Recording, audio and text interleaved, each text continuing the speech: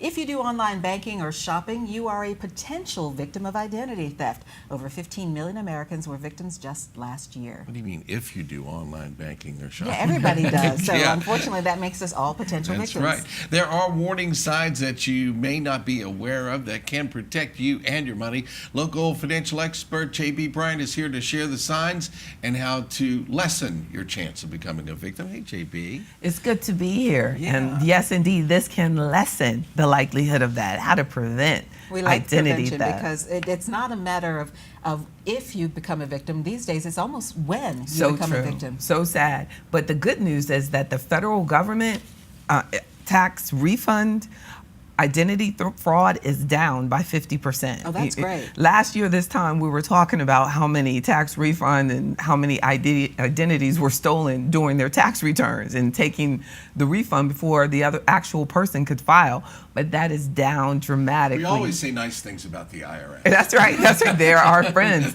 And the reason it's down, Bill, is because they've set up these filters.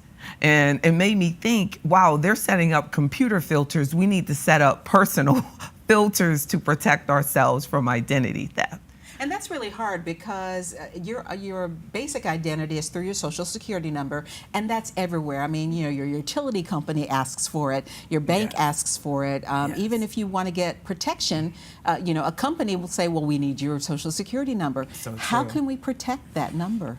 So you have to look at not the big things, because the big things will be easy to identify. You want to catch this before there's something big that happens to you. So you want to look at little changes that you might see on your checking account. I've had an associate who said that there was a person that somehow got access to their debit card, and they were going across Europe buying little cab trips on a popular cab company. And the name came up and they said, what are they talking? I haven't been to Europe.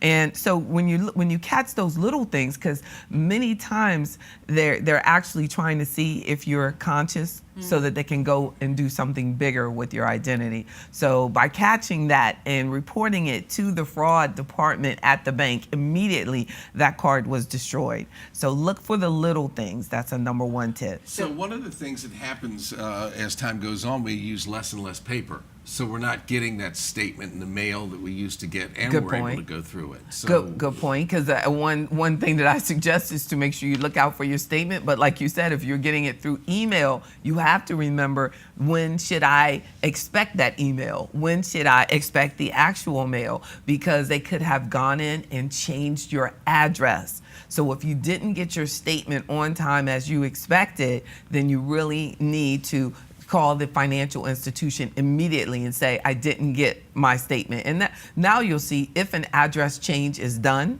then you'll get a letter to the old address that says your address has been changed. So we really need to make a habit of opening our mail, being conscious. If you do the email, it's not a way to avoid mail. You have to really go in and check your email. Yes, indeed. I always get suspicious too when I get mail at my house that's addressed to someone else at my address, and I just wonder if somebody's going to come and try to get it out of the mailbox and just using a fake address or my ID. I personally sure would have never thought about that, but that is a very good point, because that is a common thing that people just get packages. Like they'll get one thing to look out for is at your office or at home when you get a package that you didn't order and it says, here's your new computer, Cheryl.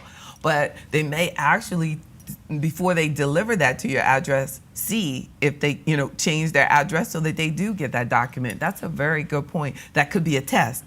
So we have to that's another way of looking out for the little things. You may get unwanted mail, unwanted deliveries, big red flag when you get an unwanted delivery in your name, because they may have stolen your financial identity and forgot to change the delivery address. So. One of the we started out talking positively about the IRS. I just found out, and I've seen these warnings, that the IRS does not call you on the phone.